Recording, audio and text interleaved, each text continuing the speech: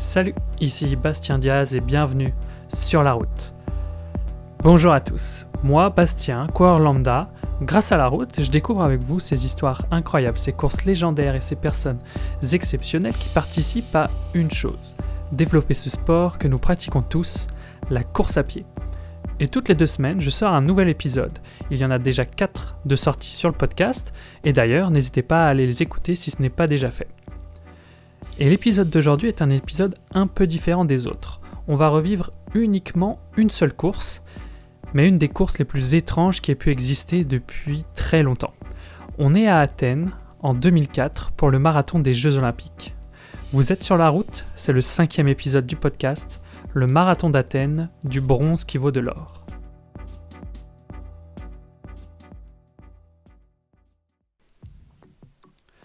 Un marathon olympique n'est jamais un marathon comme les autres.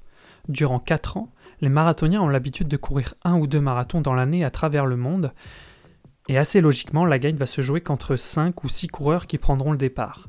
Pour certains marathons même, les athlètes sont payés par l'organisation pour venir. C'est notamment le cas de Berlin ou Londres, où le plateau est souvent très alléchant et les records y tombent fréquemment. Mais un marathon olympique, c'est complètement différent. Déjà, parce qu'il n'y a que des athlètes pros qui y participent. En moyenne, seulement une centaine de coureurs prennent le départ, ce qui dénote complètement des plus gros marathons où l'on peut avoir plus de 50 000 personnes sur la ligne. Et l'autre point important, les athlètes jouent uniquement la gagne, aucun le record. Leur but ? Être champion olympique. Et enfin, comme vous le savez sûrement, le marathon masculin est la compétition qui ferme tous les JO. Tout marathon olympique est un marathon spécial, mais celui de 2004 a encore plus une saveur particulière. On est sur le lieu où le marathon lui-même a été créé. Et oui, pourquoi marathon ? Flashback jusqu'en -490 avant Jésus-Christ. Un messager grec du nom de Phidippès se trouve dans la ville de Marathon lors de la bataille portant le nom de cette même ville. Le messager aurait couru entre Marathon et Athènes, situé à 40 km de là pour annoncer la victoire des Grecs sur les Perses. Il serait arrivé dans la capitale du pays complètement épuisé et en serait mort après avoir délivré son message. Portait-il des Alpha Fly ? Sûrement que non, mais c'est comme cela que le marathon est né. Et plus de 2000 ans après cette prouesse de Phidippès, l'organisation des JO a souhaité retracer le même parcours, entre Marathon et Athènes. Le départ aura donc lieu à Marathon, pour arriver dans le stade de Panathinaïkos à Athènes. Ces JO se sont parfaitement déroulés, et c'est une énorme fête. On en a déjà d'ailleurs parlé lors des précédents épisodes, Hicham El Guerrouj est enfin devenu champion olympique, et malheureusement, Paula Radcliffe a elle abandonné tout espoir de l'être. Ces jeux seront aussi ceux de Bekele, le déjà légendaire coureur éthiopien qui devient champion olympique du 10 000 mètres. Ces JO se sont parfaitement déroulés. Les symboles, et notamment la couronne de laurier, restent comme une image des plus marquantes qu'ont connues ces compétitions dans l'esprit de jeunes comme le mien. Et ces JO se sont parfaitement déroulés. Ce marathon, la dernière épreuve d'Athènes 2004, doit être une fête, et tout est fait pour qu'elle le soit. Le grand favori et détenteur du record du monde de la distance à l'époque, Paul Tergat, est bien entendu présent. Le grand et longiligne Kényan paraît imbattable et son record du monde, établi presque 1 an auparavant, résonne dans toutes les têtes. Depuis ce record, l'athlète habillé en rouge et vert se prépare pour être le premier Kényan à remporter ce titre. Plusieurs autres coureurs font office d'outsiders dans cette course. Stefano Baldini, l'Italien, est le champion d'Europe en titre. Jawad Gharib, l'athlète marocain et champion du monde en titre, est celui qui pourrait emmerder le plus Tergat. Et enfin, Mebratom Keflezighi, l'Américain, équipé de sa casquette et de son t-shirt blanc laissant voir son nombril, pourrait peut-être s'inviter sur le podium. Côté français, El Hassan Lassani et Driss El Imer représenteront nos couleurs bleu-blanc-rouge. Je vais rapidement vous spoiler sur la course en général, mais cette course est trop bien à regarder. D'ailleurs, je vous mettrai en description de cet épisode le lien vers la vidéo de la course en entier. Cette course est vraiment cool, car elle ressemble à une course de vélo dans des cols. Ça attaque, ça revient, ça réattaque. Trop bien. Au début, et durant les 15 premiers kilomètres, tout le monde se jauge. Ça court rapidement bien sûr, on est sur une moyenne de presque 19 km/h, mais pour ces athlètes-là, qui s'entraînent 2 à 3 fois par jour, c'est un rythme de croisière. On est sur des bases de 2h15 au marathon, alors que le record du monde est de 2h04 à titre de comparaison. Tout le monde se jauge donc, et aussi tout le monde appréhende la chaleur. Dès le départ, on voit la plupart des athlètes déjà dégoulinants de sueur. Il doit faire entre 35 et 40 degrés, et pour dire, le départ de la course a été donné en fin de journée, et on peut voir le soleil commencer à se coucher. Durant ces 15 km, une première banderille est placée par le Marocain Badraoui, dès le départ. L'athlète au maillot vert et rouge, ce si beau maillot du Maroc de 2004, prend une dizaine de mètres d'avance pendant quelques temps. Il sera repris au train par le peloton, qui ne s'affole pas du tout. Lors d'un marathon olympique, même si tous les athlètes y participant sont des pros, il y a quand même une différence de niveau. C'est pour cela qu'au fur et à mesure de la course, plusieurs d'entre eux se font lâcher et quittent le peloton qui n'accélère pourtant pas. Chacun fait sa course et tout le monde ne joue pas la gagne. On arrive au premier ravito, placé au 5e kilomètre, et le peloton est encore compact, et il le restera jusqu'au 10e. Cette course est aussi un événement pour les Grecs. Alors qu'il y a peu de monde au départ à marathon, et sur les premiers mètres courus par les participants, plus on se rapproche d'Athènes, plus la foule grandit. Même les flics, qui protègent les coureurs, prennent des photos d'eux avec le dernier téléphone à clapet de l'époque. On est donc au 10e kilomètre, et il y en a un qui va commencer à montrer le bout de son nez. Ce coureur, c'est le Brésilien Vanderlei de Lima. Il jure un peu avec les autres athlètes car il est beaucoup plus petit qu'eux, et a surtout une dégaine un peu différente. Son corps va vers l'avant, presque voûté, quand les autres sont gainés et très stables sur leurs appuis. Mais Vanderlei, en accélérant juste après le ravitaillement du 10e, commence à décrocher le peloton. Il regarde derrière lui, comme s'il jugeait son avance. Il sera repris quelques mètres plus loin par la meute. Alors que la course continue, et que le peloton suit toujours ce même rythme de croisière que toi tu ne suivrais même pas sur 1 kilomètre, on arrive au 15e, et Ramallah, l'athlète sud-africain, se fait la malle et décroche le peloton grâce à une grosse accélération. Personne ne réagit, et Ramallah prend jusqu'à 22 secondes d'avance. Mais avec cette chaleur, mais aussi ce parcours qui n'est pas évident car très vallonné, Ramallah n'arrive pas à garder le rythme et sera repris 10 minutes plus tard. Mais il y en a un qui est loin d'être con dans ce peloton, et l'attaque du Sudaf lui a donné une idée. Il faut accélérer car le rythme est trop lent, prendre une bonne avance et ensuite serrer les dents jusqu'à la fin. Si tu fais ça, tu vas gagner, qu'il se dit. Et lui, c'est Vanderlei.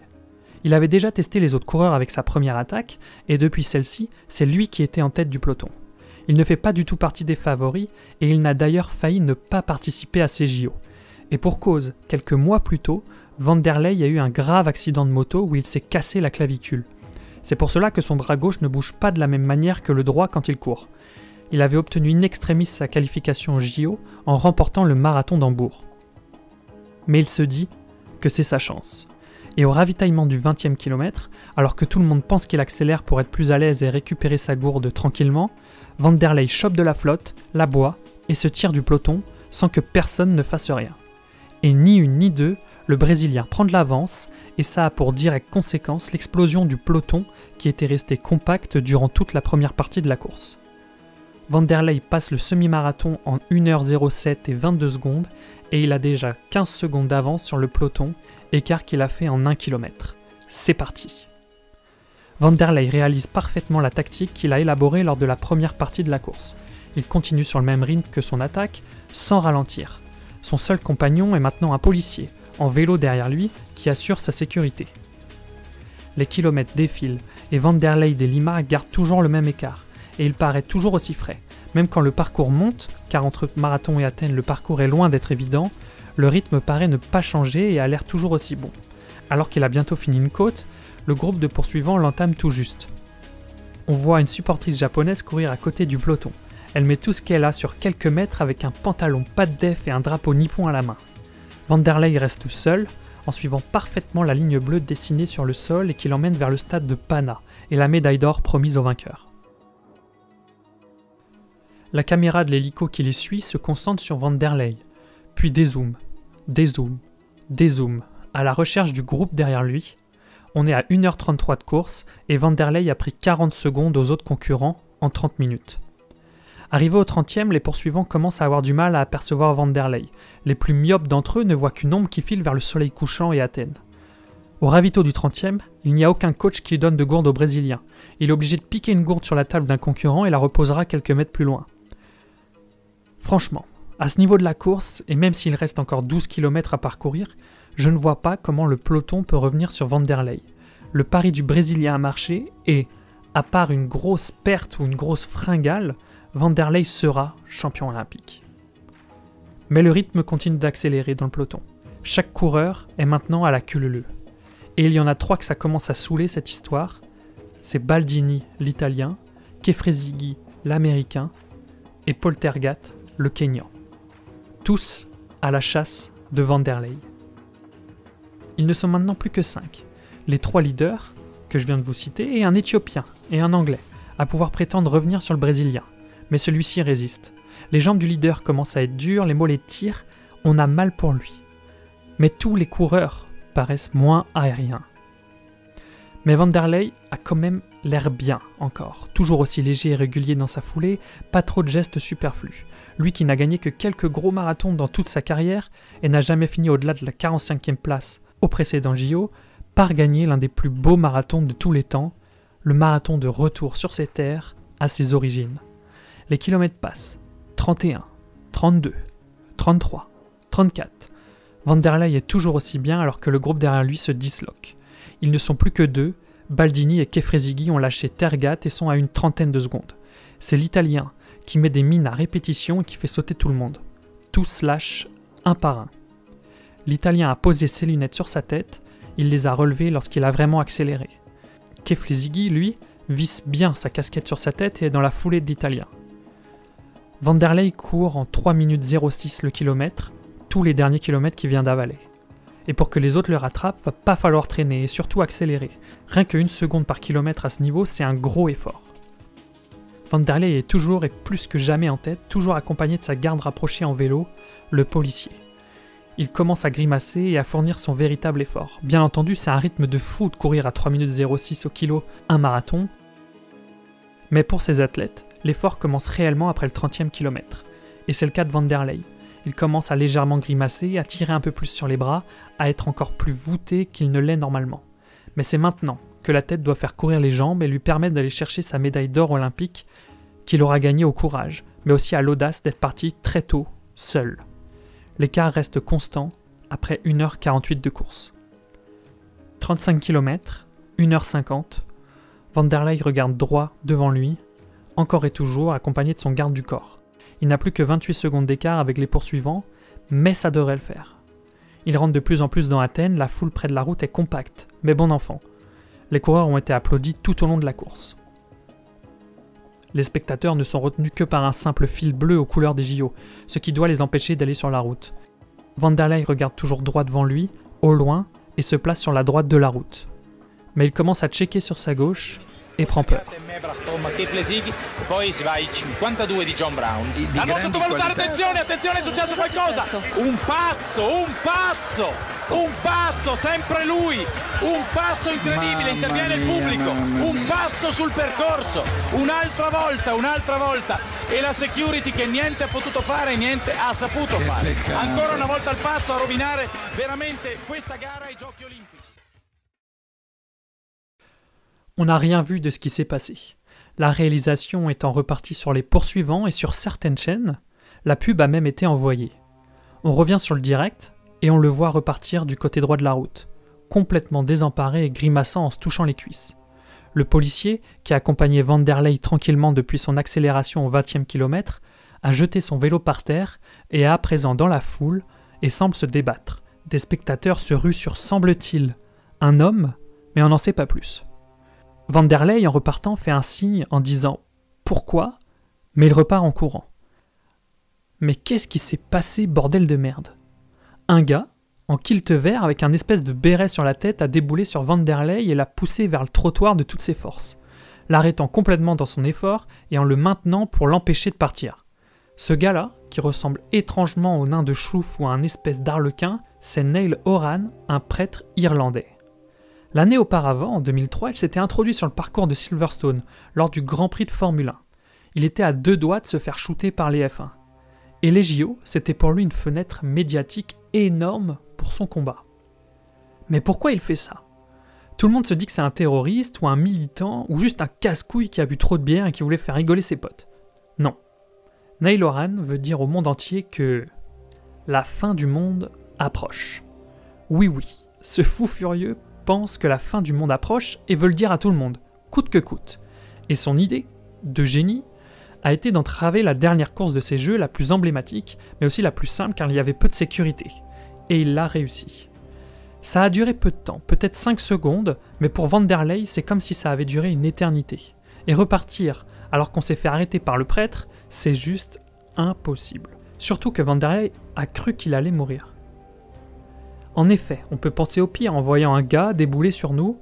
Il a cru que le prêtre irlandais avait une arme et qu'il allait le tuer.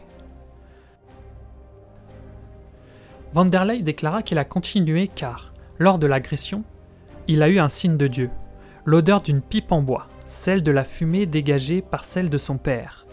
Son paternel, décédé quelques années plus tôt, fumait beaucoup, et cette odeur a été pour Vanderlei le signe lui disant que son père était avec lui et qu'il le protégeait. Vanderlei repart donc, toujours en se demandant ce qu'il s'était passé. Ses pensées vont dans tous les sens, et on le voit sur sa tête. Alors qu'il paraissait très concentré et sûr de lui avant cet événement, il paraît maintenant avoir peur et regarde la foule agglutinée près de la route en se méfiant d'elle. Cet épisode malheureux a fait accélérer l'acide lactique dans les jambes de l'athlète, et il est beaucoup plus dur pour le Brésilien de courir. Et psychologiquement, c'est un ravage.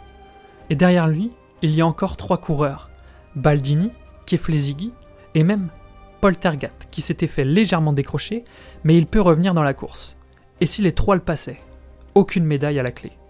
C'est au même moment que l'Italien fait son effort.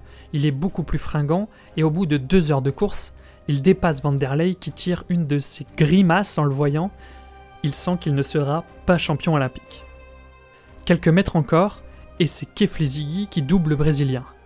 Il a le réflexe de regarder derrière lui. On a l'impression qu'il se dit « Mais tout le monde court plus vite que moi ou quoi? J'avance pas ?» Mais personne ne le doublera à nouveau. Il luttera jusqu'à la fin pour arriver sur la piste noire du stade du Pana, lieu de l'arrivée de la course. Et c'est là où il va aussi rentrer dans l'histoire. Alors que pour l'arrivée du premier et du second athlète, la foule était restée plutôt courtoise, c'est une véritable explosion qui émane du stade lorsque le Brésilien foule la piste noire de l'arrivée. Bien que Vanderlei s'est fait pousser par un fou furieux et lui a fait sûrement perdre le titre olympique, le Brésilien arrive dans la dernière ligne droite et est tout sourire. Il fait l'avion comme Paoletta, il embrasse la foule et fait de grands signes en forme de cœur. Ça détonne complètement avec l'arrivée des autres coureurs qui sont à fond ou complètement fatigués. Et c'est normal. Lui dessine un cœur avec ses mains à destination du public et finit 3e des JO. Vanderlei a toujours eu une vie difficile. Il a dû traverser pas mal de galères pour en arriver là. Et sur la ligne d'arrivée, il décide de garder que les choses positives, les choses qui l'ont fait arriver là aujourd'hui, ce 29 août 2004. Vanderlei terminera le marathon en 2h12 et 12 secondes, 1 minute 30, derrière Baldini l'Italien. Il a accompli la même chose que Joachim Cruz, son idole d'enfance, le premier athlète brésilien à gagner un titre sur la piste olympique. Il va pouvoir faire voler le drapeau brésilien sur ses épaules sur la piste d'une compétition olympique. Lors de la remise des médailles, Vanderlei est beaucoup plus applaudi que les autres coureurs. Non pas que le public ne les aime pas, bien entendu, mais parce que Vanderlei, par son comportement et surtout son abnégation à ne rien lâcher, vient de rentrer dans l'esprit du monde du sport comme une légende. Pour la petite histoire, et quelques années plus tard, Vanderlei déclara publiquement qu'il excusait Neil Horan pour son geste. Alors, que retenir de toute cette histoire? Moi, personnellement, ça m'a fait poser la question suivante. C'est quoi le plus important dans le sport? Et est-ce que le public ne retient que seule la victoire? Et l'exemple de Vanderlei, pour moi, est un exemple parfait. Bien sûr que non. Bien sûr que non, on ne se rappelle pas que de la victoire. On se rappelle des choses qui changent, des choses qui nous marquent. Il faut qu'elles soient inattendues, comme l'histoire de Vanderlei par exemple, ou exceptionnelles, comme un record du monde, ou belles, comme tant d'autres histoires qu'on a déjà pu parler sur ce podcast et dont on parlera encore. Mais il faut à chaque fois un ingrédient, et il faut que ça sorte de l'ordinaire. C'est aussi ça qui crée la légende d'un athlète. S'il avait abandonné, personne ne se serait souvenu de Vanderlei, ou du moins beaucoup moins de monde. Mais le fait de recommencer à courir, et encore plus, d'être souriant et d'être heureux d'avoir obtenu cette médaille de bronze, alors que nous tous ici, on aurait voulu tout casser, ça a montré au monde qui était Vanderlei.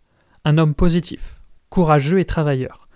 C'était loin d'être le plus talentueux du peloton, mais sa tactique, et son mental surtout, allait sûrement le faire gagner l'or olympique.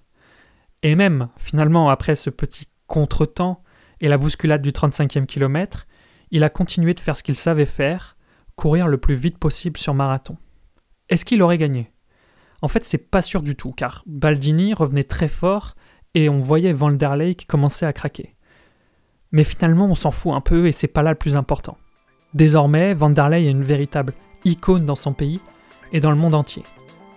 Et c'est ce qu'il rêvait depuis tout petit, et c'est maintenant fait.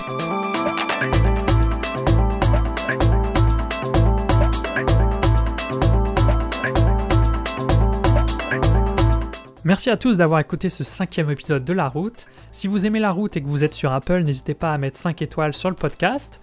Vous pouvez aussi vous abonner pour être sûr de ne pas louper les prochains épisodes. Et si vous adorez La Route, n'hésitez pas à partager le podcast sur vos réseaux sociaux. En partageant le podcast, vous permettez à d'autres personnes de découvrir ces histoires d'athlètes et celles de Vanderlei notamment. Alors merci infiniment pour eux et pour le podcast. Et dans 2 semaines, pour le nouvel épisode, on parlera d'égalité. À dans 2 semaines, passez de bonnes séances, ciao.